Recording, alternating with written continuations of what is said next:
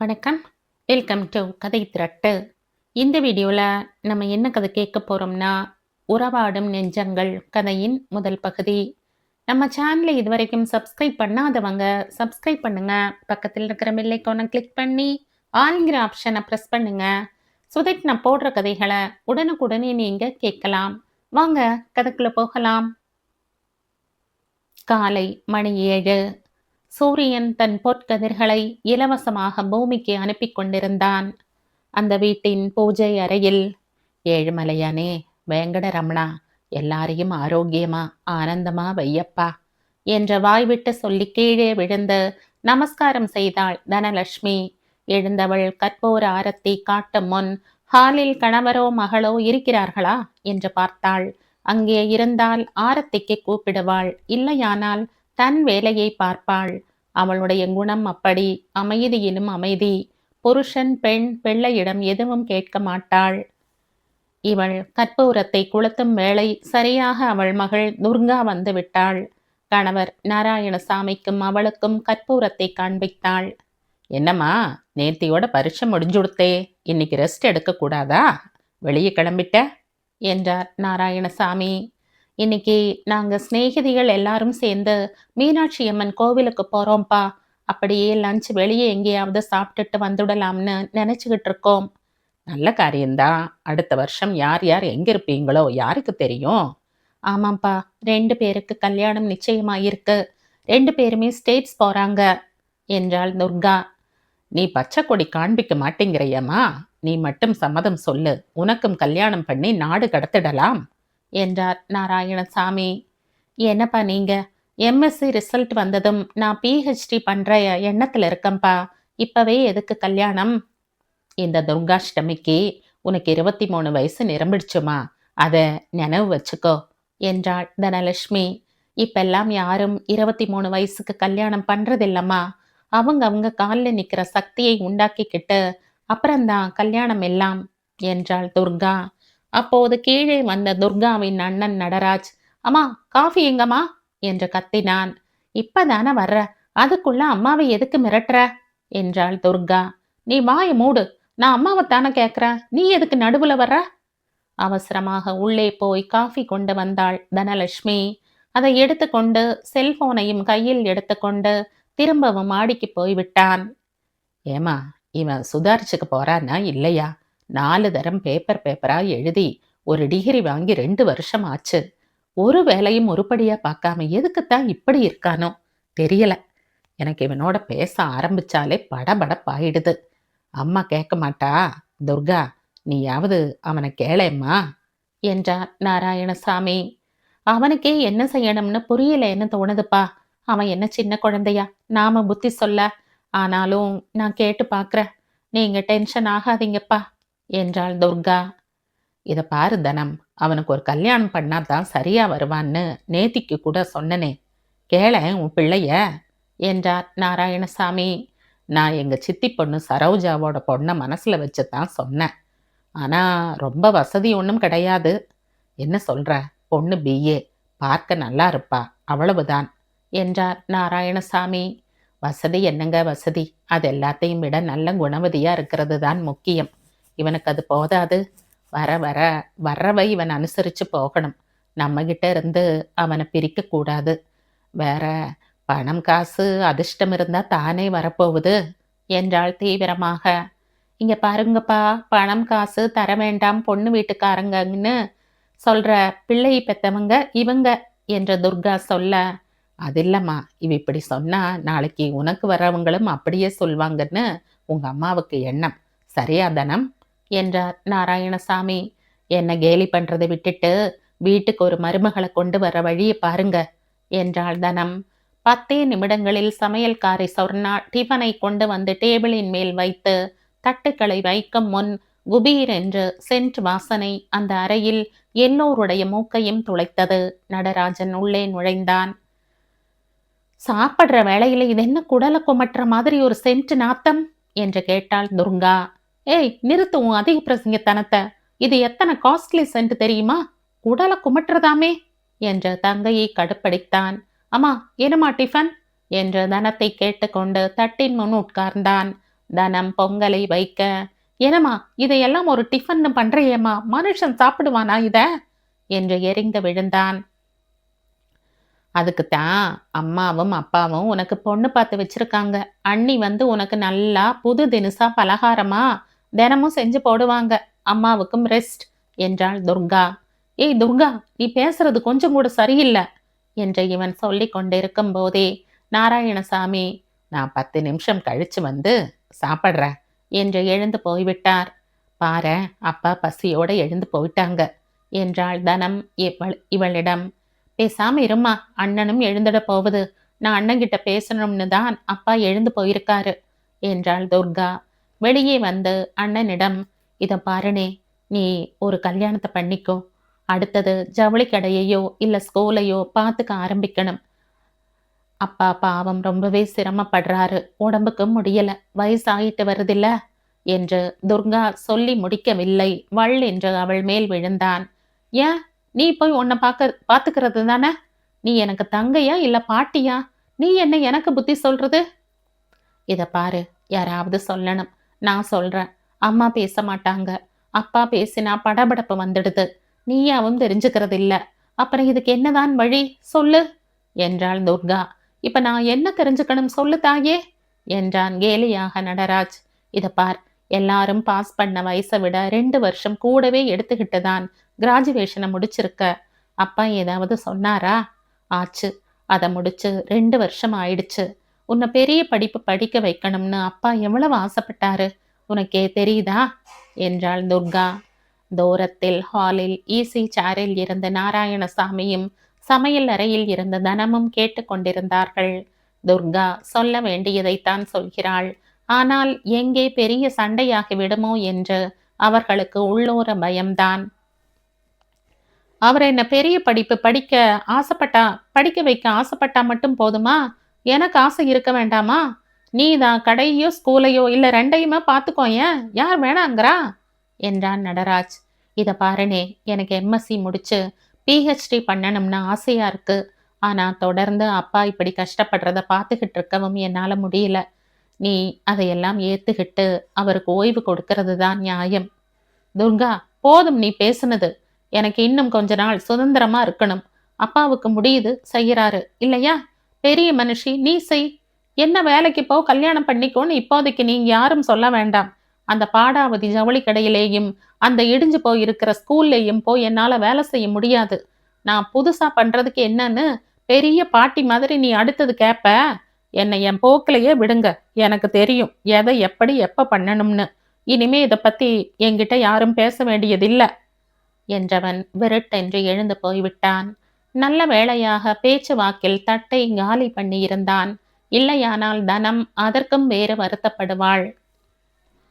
ஜவுளி கடையையும் ஸ்கூலையும் அவன் படித்து பேசியது அப்பாவை ரொம்பவே காயப்படுத்தி இருக்கும் என்று துர்காவுக்கு தெரியும். அப்பாவின் அருகே சென்று கீழே உட்கார்ந்தவள் மெதுவாக அவர் முதுகை தடவி விட்டாள். அவர் கையை எடுத்து தன் கைகளில் வைத்து கொண்டாள். 10 நிமிஷங்கள் கழித்து, "வாங்கப்பா சாப்பிடலாம்" என்று கூப்பிட்டாள். "பாருமா, 2 தலைமுறையா நமக்கு சோறு போடுற இடங்களை பத்தி இப்படி தப்பா பேசிட்டு போயிட்டா" என்று வருத்தப்பட்ட நாராயணசாமி டைனிங் டேபிளுக்கு போனார். தனம் அவரிடம், "எல்லாம் சரியாயிடுங்க. காலம் இப்படியேவா இருந்துட போகுது" என்றபடி தட்டில் பொங்கலையும் சட்னி கொச்சையும் வைத்தாள். "எனக்கும் கொடுங்கம்மா, ஃப்ரெண்ட்ஸ் எல்லாம் வந்திருப்பாங்க" என்று தானும் சாப்பிட ஆரம்பித்தாள் துர்கா. சாப்பிட்டு முடித்து ஸ்கூட்டியை எடுத்துக்கொண்டு மீனாட்சி அம்மன் கோவிலுக்கு அவள் போய் சேரும்போது அவள் சிநேகிதிகள் வீணா, மணிமேகலை, மீனாட்சி, சீமா, லதா எல்லோரும் வந்து விட்டிருந்தனர். "வந்தாச்சுடி நம்ம தலைவலி" என்றனர் எல்லோரும் சத்தமாக. "ஏண்டி இப்படி தலைவலின்னு சத்தம் போடுறீங்க? நீங்கெல்லாம் எப்ப வந்தீங்க?" என்று துர்கா கேட்க, "நாங்கெல்லாம் வந்து 1/2 மணிக்கு மேல ஆச்சு" என்றாள் சீமா. "அர்ச்சனை தட்டு கூட வாங்கி வச்சாச்சு, உனக்கும் சேர்த்து" என்றாள் லதா. "சரி வாங்கடி, முதல்ல தரிசனத்தை முடிப்போம்" என்று துர்கா நடக்க அனைவரும் அவளுடனேயே நடந்தனர். அர்ச்சனை முடிந்து சொக்கநாதரையும் தரிசித்துவிட்டு முக்குருணி பிள்ளையாரையும் மனம் ஒன்றி வேண்டிக் கொண்டனர். எல்லோருமாக பொற்றாமரை குளத்தின் படியில் உட்கார்ந்தார்கள். என்னடி பரீட்சை முடிச்சாச்சு, இப்ப மேற்கொண்டு யாருக்கு என்ன பிளான் என்று கேட்டாள் மணிமேகலை. அடியே, இவளுக்கு இன்னும் 10 நாள்ல அவள் அத்தானோட நிச்சயதார்த்தம். நாம அத கேட்கணுமாம். அதுக்காகத்தாண்டி இவ இந்த பேச்ச ஆரம்பிக்கிறா என்றாள் மீனாட்சி. ஆமாம்மா, அவ தேனியில பொறந்து வளர்ந்தவ. நம்மளையெல்லாம் மாதிரி கூச்சமில்லாம இருப்பான்னா எதிர்பார்க்கிறீங்க? பாவம், பொண்ணு வெட்கப்படுது. பாரு, ஏய், உனக்குத்தான் நம்ம செட்லயே முதல் கல்யாணம். அதனால் இன்னைக்கு ட்ரீட் உன்னோடது என்றாள் சீமா. சரி சரி, உன் கல்யாணம் எந்த மட்ல இருக்கு, நீ சொல்லு என்றாள் துர்கா சீமாவை பார்த்து. என் மாமா பிள்ளை ஆகஸ்ட்ல 22 நாள் லீவ்ல வராரு. அவர் வந்த ஒரு வாரத்துல கல்யாணம். அதுக்குள்ள என்னையும் பாஸ்போர்ட் எல்லாம் தயார் பண்ணி வைக்க சொல்லியிருக்காரு. மணிமேகலை யாரும் கேட்காமலேயே, நான் பிஎட்டுக்கு அப்ளை பண்ணியாச்சு. அதை பாஸ் பண்ணிட்டு தான் கல்யாணம். எங்க அப்பாவும் அம்மாவும் அதுக்கு ஒத்துக்கிட்டாங்க என்றாள். ஆஹா, என்ன உயர்ந்த லட்சியம் என்றாள் லதா. ஆமா, என் லட்சியம் உயர்ந்ததுதான், அதுல சந்தேகம் என்ன என்றாள் மணிமேகலை கர்வத்தோடு. துர்கா, நீ உன் பிளான சொல்லலையே. டும்டும்மா இல்ல பிஹெச்டியா? என் ஆசை என்னவோ பிஹெச்டி தான். எங்க வீடு தாக்கு பிடிக்குமான்னு தெரியல என்றாள் துர்கா. என்ன துர்கா, நீங்கெல்லாம் ஓரளவு வசதியானவங்க தானே, அப்படி இருக்கச்ச என்ன பிரச்சனை என்று கேட்டாள் மணிமேகலை. இல்ல மணி, பணம் மட்டும் எல்லாம் செய்துடாது இல்லையா? அப்பாவுக்கு உடம்பு முடியல, அம்மாவை பத்தி தான் உங்க எல்லாருக்குமே தெரியுமே என்றாள் துர்கா. ஏன், உங்க அண்ணன் என்ன ஆனாரு? அவன்தான் பிரச்சனையே. அவன் வேலைக்கும் போக மாட்டானாம், படிப்புலையும் பெரிய ஆசை இல்ல, ஏதோ பேருக்கு பிகாம். சரி, அவர் கடை ஸ்கூல் எல்லாத்தையும் பார்த்துக்க வேண்டியது தானே? பொம்பளை பிள்ளை நீ, அதெல்லாம் பார்த்துக்க முடியுமா? ஏய், பார்த்துக்கணும்னு வந்துட்டா ஆண் என்ன பெண் என்ன? ஆனா நான் படிப்பை விடணும். அப்பா அம்மாவுக்கு அவனுக்கு ஒரு கல்யாணம் பண்ணா நல்லா ஆயிடுவான், பொறுப்பு வந்துடும்னு எண்ணம். லதாவும் வீணாவும் ஒருவர் முகத்தை ஒருவர் பார்த்து கொண்டனர். சீமாவும் சொல்லி வைத்தாற் போல அவர்கள் முகத்தை பார்க்க அங்கு சற்று நேரம் மௌனம் நிலவியது. என்ன லதா, நீங்கள்லாம் என்கிட்ட ஏதோ சொல்ல நினைக்கிறீங்கன்னு தோணுது. என்ன வீணா, எதனாலும் தயங்காம சொல்லுங்கடி, என்ன விஷயம் என்றாள் துர்கா. தொடர்ந்து அவர்கள் மௌனம் காக்க திரும்பவும் துர்கா, என்னடி தயக்கம், என்கிட்ட சொல்லுங்க ப்ளீஸ், சஸ்பென்ஸ் தாங்க முடியலையே என்றாள் சிரித்தபடியே. இது நீ சிரிக்கிற மாதிரி விஷயம் இல்லடி. நாங்க சொல்ல போற விஷயம் உனக்கு அதிர்ச்சியா இருக்கலாம். என்ன, என் அண்ணனை ஏதாவது பார்ல பாத்தீங்களா? அதுல அதிர்ச்சி அடையறதுக்கு ஒண்ணும் இல்ல. அரசல் புரசலா தெரிஞ்ச விஷயம்தான் இது. இல்ல துர்கா, இது அது இல்ல. எதுனாலும் சொல்லுங்க, தெரிஞ்சுக்கிட்டா நல்லது தானே. இல்ல, உங்க அண்ணனை ஒரு பொண்ணு கூட நாங்க 2, 3 தரம் பார்த்தோம். என்னடி ஒரு பொண்ணு? உடைச்சேதான் சொல்லேன், யாருன்னு நமக்கு தெரியாதா? யார் அது சீமா? பரபரப்புடன் கேட்டாள் துர்கா. நம்ம காலேஜ் தான், இந்த வருஷம் பிஎஸ்சி கடைசி வருஷம் எழுதியிருக்காளே, ஆஷா, அவதான். ஆஷான்னா அந்த? ஆமாமா, அதே திமிர் பிடிச்ச ஆஷாதான். அட கடவுளே, எங்க அண்ணன் யாராவது நல்ல பொண்ணா விரும்பினா எங்க அப்பா அம்மா கூட அழகா கல்யாணம் பண்ணி வச்சிடுவாங்க. போயும் போயும் இந்த அகங்காரி தான் கிடைச்சாளா அவனுக்கு? ஆமா, அவளோட கர்வமும் திமிரும் காலேஜ் போறா ரொம்பவே பிரசித்தமாச்சே. அதான் கவலைப்பட வேண்டிய விஷயம் என்றாள் மணிமேகலை. சரி துர்கா, இப்போ ஒன்னும் குடிமூழ்கி போயிடல. ஆஷாவும் உங்க அண்ணனுக்கு தகுந்த அழகுதான். கொஞ்சம் வசதியான பொண்ணு. அவளுக்கு ஒரு அண்ணன் அண்ணிதான். அப்பா அம்மா இல்லாட்டாலும் இவ மேல அவ அண்ணன் வச்சிருக்கிற அன்பே போதும். அவரும் ஒரு நல்ல வேலையில தான் இருக்காரு. நல்லா செய்வாரு. எங்க தெருதானே, அதான் எனக்கு எல்லா விபரமும் தெரியும் என்றாள் வீணா. நீ சொல்ற இந்த வசதி இதெல்லாம் நிஜமா இருக்கலாம். ஆனா எங்க அம்மாவோட நினைப்பே வேற. அவங்களுக்கு வேண்டியது பணம் இல்ல, குணம். அழகில்ல, அடக்கம். இவனே குணக்குன்று. எங்க அம்மா அப்பாவுக்கு நாள் கழிச்சு பிறந்த பிள்ளை. அதனாலதான் அவன் மேல உயிர். கண்டிக்காம வளர்த்த கோளாறு இப்படி இருக்கான். அதனால வர்றவதான் அவனை திருத்தி நல்ல வழிப்படுத்தி குடும்பத்தை பார்த்துக்கணும்னு நினைக்கிறாங்க. சரி சரி, வாங்க. இது எங்க வீட்டு பிரச்சனை. உங்க எல்லாரோட மூடையும் கெடுக்கக்கூடாது என்று சொல்லி துர்கா எழுந்தாள். சரி, சாப்பிட எங்கடி போகலாம் என்று கேட்டாள் மீனாட்சி. ஏதாவது நல்ல டீசன்ட் ஹோட்டல். நம்ம தமிழ்நாட்டுக்கே போகலாம்டி என்றாள் சீமா. எனக்கு சாப்பாடுனாலே பிடிக்கல என்றாள் மணிமேகலை. ஏண்டி, அத்தான இன்னும் கண்ணிலேயே பார்க்கல, அதுக்குள்ள என்னடி சாப்பாடு பிடிக்காம? என்று வீணா கேட்கவும் எல்லோரும் கொல் என்று சிரித்தனர். பாவம்டி, அந்த வருத்தத்துல தான் சாப்பாடு பிடிக்காம இருக்கும் என்றாள் துர்கா. ஐய துர்கா, நான் வேற ஏதோ யோசிச்சு இதை சொன்னேன் என்றாள் வீணா.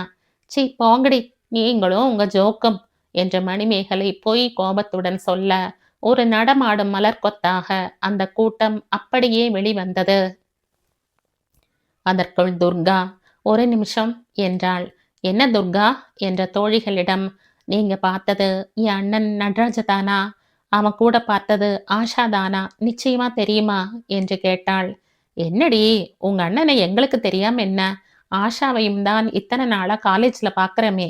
தவிர இந்த மதுரையில அந்த பாய்ஷன் சென்ட் வாசனையும் நானோ காருமாய் அந்த அலட்டு அலட்டுறது உங்க அண்ணனை தவிர வேறு யாரா இருக்கும்?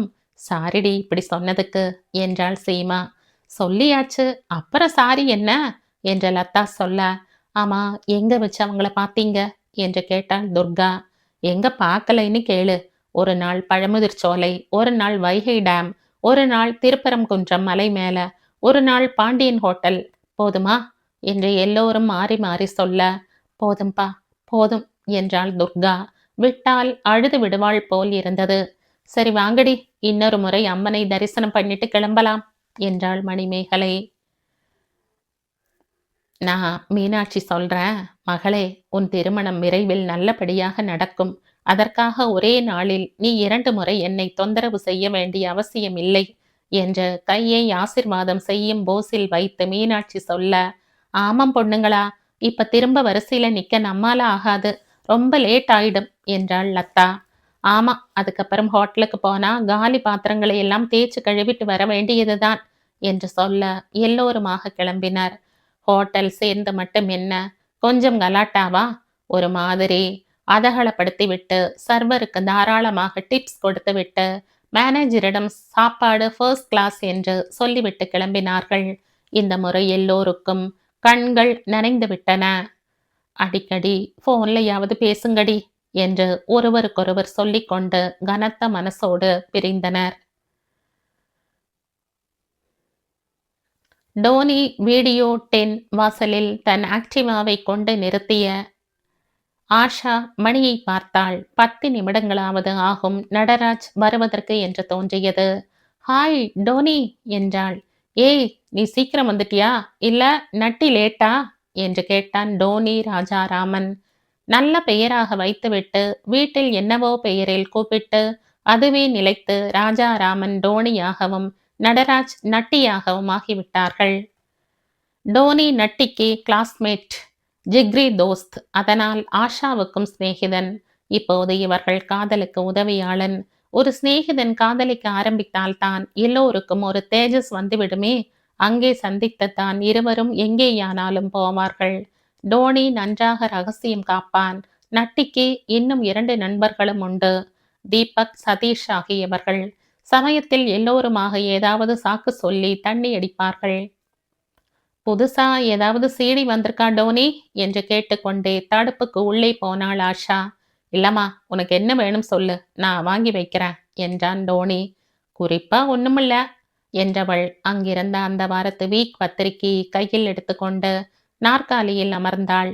வெளியில் யாரோ வந்து கூப்பிடவும் டோனி அவர்களை கவனிக்க போனான்.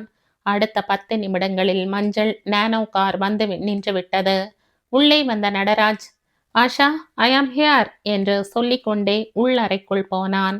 தானும் ஒரு நாற்காலியை இழுத்து போட்டுக்கொண்டு உட்கார்ந்தவன், ஹாய் டார்லிங், இன்னைக்கு நாம எங்க போகலாம் என்று கேட்டான். உடனே நினைவுக்கு வந்தவனாக தன் தலையில் தட்டி கொண்டவன், நாம தான் நேத்திக்கே பிளான் பண்ணிட்டோமே, இன்னைக்கு வைகை டேம்னு இல்லையா? இல்ல நட்டி, இன்னைக்கு Vaigai dam program work out ஆகாது என்றாள் ஆஷா. ஏண்டா, என்னாச்சு என்று அவன் ரொம்ப வருத்தமாய் கேட்க, இன்னைக்கு என் அண்ணா ஆபீஸ்ல யாரோ 4 வெளிநாட்டு அதிகாரிங்க வராங்களாம், அதனால நான் வீட்டுக்கு வந்துடணுமாம், அண்ணியோட உத்தரவு என்றாள் ஆஷா. ஏன்பா, சமையல்காரி சமைக்க போறா, மற்ற வேலையெல்லாம் வேலைக்காரங்க பார்க்க போறாங்க, நீ எதுக்கு?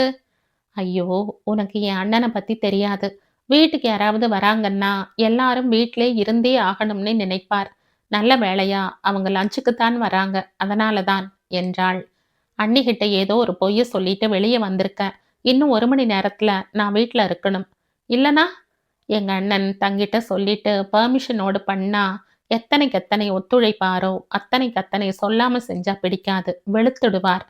அதுக்காக யாராவது வீட்ல சொல்லிட்டு கூட காதலிப்பாங்களா? அது முடியாது தான். ஆனா சீக்கிரமே உங்க வீட்லயும் சொல்லு. நான் எங்க வீட்லயும் சொல்றேன்.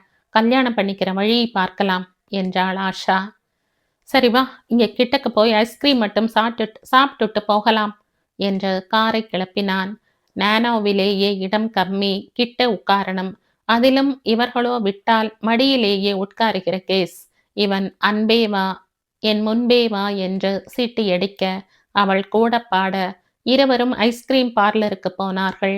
2 சாக்லேட் கோன் என்று ஆர்டர் செய்தான் நடராஜ். வேண்டாம் நட்டி, அடிக்கடி ஐஸ்கிரீம் சாப்பிட்டு வெயிட் போட்டுட போறேனோன்னு பயமா இருக்கு. பின்ன கூப்பிட்டதும் வந்த, உன்னோட கொஞ்ச நாழி பேசிக்கிட்டு இருக்கிறதுக்காக வந்த. நீ சாப்பிடு, நான் பாப்கார்ன் சாப்பிடுறேன் என்றாள். வீட்ல வேற விருந்து சாப்பாடு அமர்க்களப்படும். நான் சாப்பிடலைன்னா அண்ணி திட்டுவாங்க என்றாள். சரி, நான் 1 நீ 1/2 சரியா என்றான் நடராஜ். கொஞ்ச நாழி அர்த்தமில்லாத இனிப்பான ஏதேதோ பேச்சுக்கள். திடீரென்று நினைத்து கொண்டவனாக நடராஜ் கேட்டான். ஏய் ஆஷுக்குட்டி, இன்னைக்கு பிளான் பண்ண வைகை டேம் ட்ரிப் நாளைக்கு என்ன சொல்ற? சரி, ஆனா வீட்ல என்ன சொல்றதுன்னு தான் தெரியல. காலேஜ் தான் பரீட்சை எல்லாம் ஆயிடுத்தே. இன்னும் என்ன ஊர் சுத்தல்னு கேட்பாங்க அண்ணி. ஃப்ரெண்ட்ஸ் எல்லாருமா வைகை டேம் போறோம்னு சொல்லேன். அது நல்ல ஐடியாப்பா. என் ஃப்ரெண்ட்ஸ் எல்லாம் கம்பல் பண்றாங்கன்னு சொல்லிடலாம்.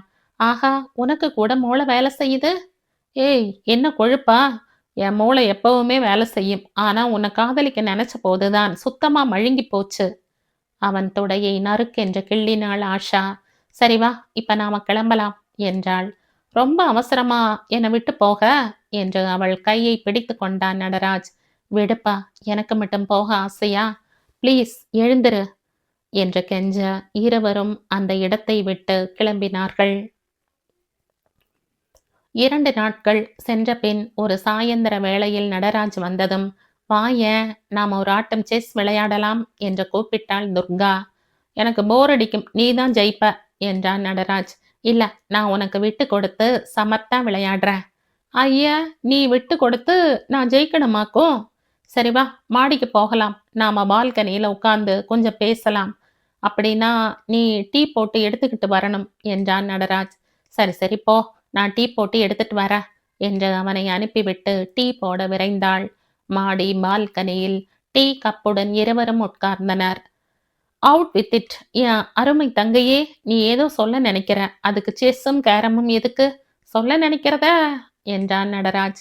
சற்று இடைவெளி கொடுத்த துர்கா, அப்பா ஒரு வரன் சொன்னாங்களே, அதை பத்தி நீ எதுவும் சொல்லலையே என்று கேட்டாள். நான் தான் அன்னைக்கே சொன்னனே, எனக்கு இப்ப கல்யாணமும் வேண்டாம். முதல்ல உன் கல்யாணம், அப்புறம்தான் எனக்கு. தவிர எனக்கு இன்னும் கொஞ்ச நாள் ஃப்ரீயா இருக்கணும். இதை சொல்லத்தான் இத்தனை பீடிகையா? நம்ம கீழே போகலாம். ஒரு நல்ல ஃபுட்பால் மேட்ச் இருக்கு டிவியில என்றான். உட்காரண்ணே, நான் உன்கிட்ட கொஞ்சம் பேசணும் என்றாள் துர்கா. அவளை வியப்புடன் பார்த்த நடராஜ் மறுபடியும் உட்கார்ந்தான். அண்ணே, நான் உன்னை ஒன்று கேட்பேன், கோவிச்சுக்காம பதில் சொல்வியா? கேளு. நீ யாரையாவது லவ் பண்றியா? பேசாமல் இருந்தான் நடராஜ். ஏன் பேசாம இருக்கண்ணா? லவ் பண்ணிக்கிட்டு இருக்கிறதுனால தானே ஆஷாவோட எல்லா இடத்துக்கும் போய் வந்துகிட்டு இருக்கியா? ஓ, நீ விஷயம் தெரிஞ்சுதான் கேட்குறியா? ஆமா, நீ நினைக்கிறது உண்மைதான். நானும் அவளும் ஒருத்தர் மேல ஒருத்தர் உயிரையே வச்சிருக்கோம். சீக்கிரமே அவங்க வீட்ல இருந்து வந்து பேசுவாங்க என்ற நடராஜ். ஏன், உனக்கு நான் கல்யாணம் பண்ணிக்கிறதுல ஏதாவது ஆட்சேபனையா என்று கேட்டான். நீ கல்யாணம் பண்ணிக்கிறதுல எனக்கு என்ன ஆட்சேபனை? அவசியம் சீக்கிரமா பண்ணிக்கோ. ஆனா என்று எடுத்தாள். என்ன சொல்லு? அந்த பெண்ணை உனக்கு எத்தனை நாளா தெரியும்? 6 மாசமும் பழகுறோம் என்றான் நடராஜ் சுருக்கமாக. நான் எம்எஸ்சி முடிச்சிட்டேன். அவங்க எங்க காலேஜில் தானே 3 வருஷமா படிக்கிறா. எனக்கு அவளை 3 வருஷமாவே தெரியும் என்றாள் துர்கா.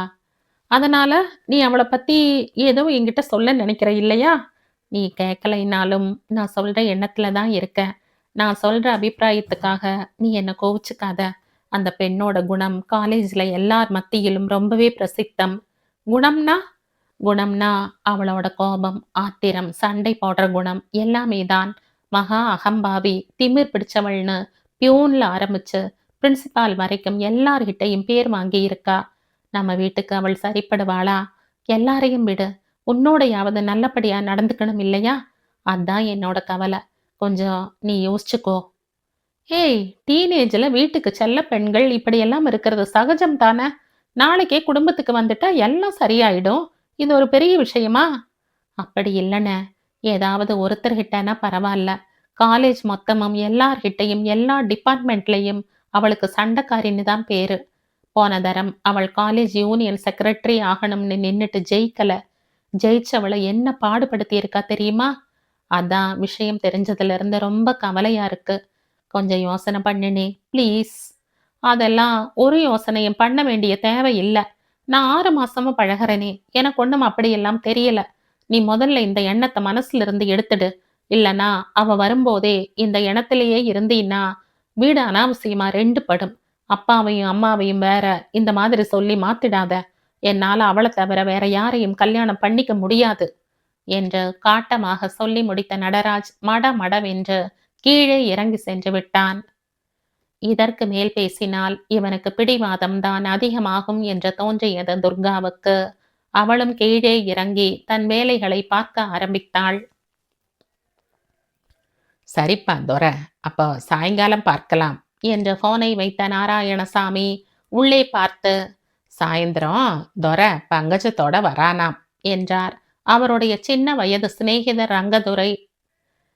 முழுவதும் ஒன்றாக படித்தவர்கள். அவரும் சரி, அவர் மனைவி பங்கஜமும் சரி, இவர்கள் மீது உயிரையே வைத்திருந்தார்கள். அவருடைய பிள்ளை ஆதித்யா அகமதாபாத்தில் IIMல் MBA படித்தவன்.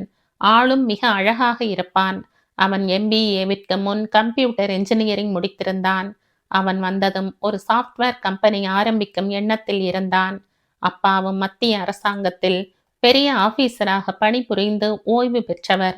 அதை தவிர சொத்தும் எக்கச்சக்கமாக இருந்தது. பிள்ளைக்கு கம்பெனியை ஆரம்பித்து கொடுப்பதில் தடை என்ன? அவர்கள் நாராயணசாமி தம்பதியினரின் ஒரே பெண் துர்காவை பிள்ளைக்கு கல்யாணம் பண்ணி வைத்து விட வேண்டும் என்கிற எண்ணத்தில் இருந்தார்கள். நாராயணசாமிக்கும் அதில் சந்தோஷமே. மறுக்க அதில் என்ன இருக்கிறது?